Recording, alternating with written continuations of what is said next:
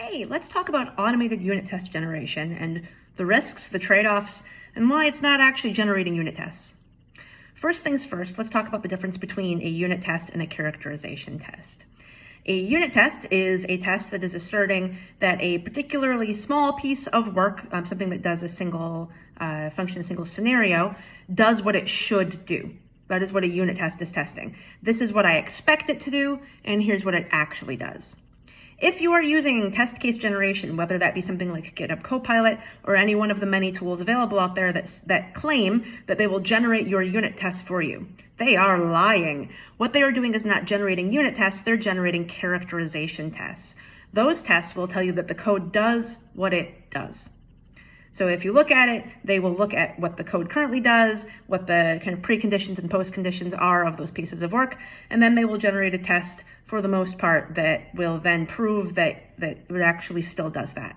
These tests are crazy useful. They are crazy useful if you are starting with a piece of code that has no tests and you need to refactor or change it in some way, and you're not sure what it should do, but you are fairly confident that it's working right now and has been in prod and you don't want to break it, but you also need to touch it.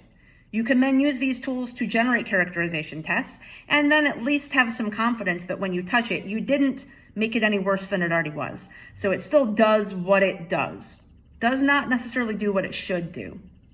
Here's the risk. If we assume that these generation tools are generating unit tests that assert that the code does what it should do, then we will use them in unhealthy ways. I am perfectly comfortable using test case generation tools if, like I said, you have a large code base that is not under test, and you need to have the confidence to be able to refactor, to add on to it, to change it in some way, and you don't want to start from nothing. Using these tools then can give us a safety net that at least while we're refactoring, the code is not changing in behavior. I don't know if it's right, I don't know if it was ever right, but I'm not messing up something more than was already messed up. If, however, I assume these are generating unit tests, then I will use them during new feature development. I will write a feature, then I will generate unit tests, and if those tests pass, I will wipe my hands of it and move on with my life. Oh boy, that is a risky maneuver because you are now trusting something to understand intentions rather than understand the actual implementation. And computers are not awesome at that. Unless you have done a fantastic job of writing prompts and naming everything in a way that is so intention specific, just go ahead and write the test then. Or even better, write the test and then have the generators write the production code because your tests have now conveyed the intent to that level. That's an even healthier way of doing it. But please, oh please, do not use unit test generation tools when writing new features without understanding those clear risks. Here's the other problem. All of these generation tools are going to generate code that generators generate, which is filled with architectural issues that you're going to need to go refactor, code duplication, design issues, magic literals, all sorts of things that you should actually be going and looking at as a refactoring step. They're also going to generate code that is filled with bugs, as all code is, even generated code.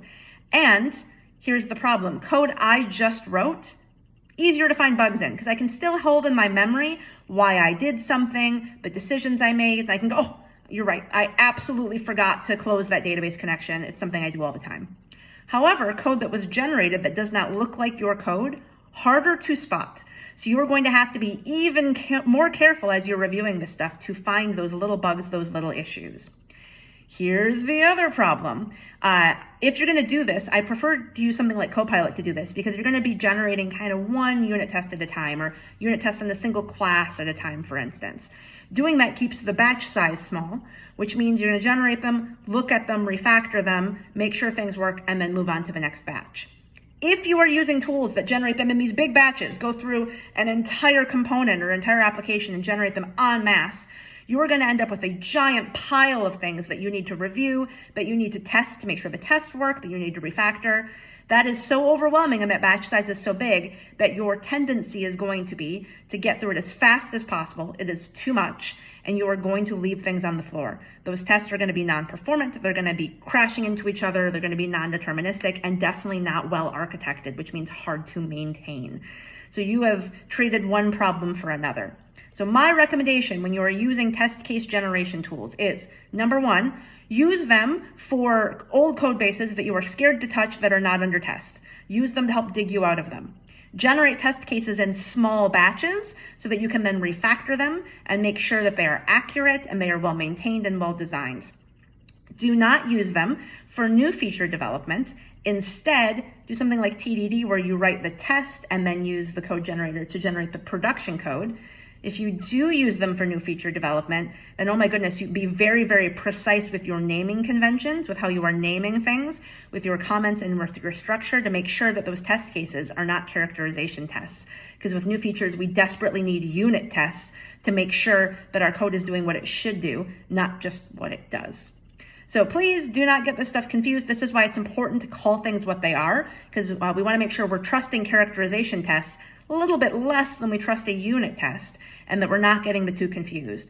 And we can then take our characterization tests and refactor them into unit tests as we become more familiar with the code base and understanding the intention and what the real goals are. So please, please, please be careful with your code generators.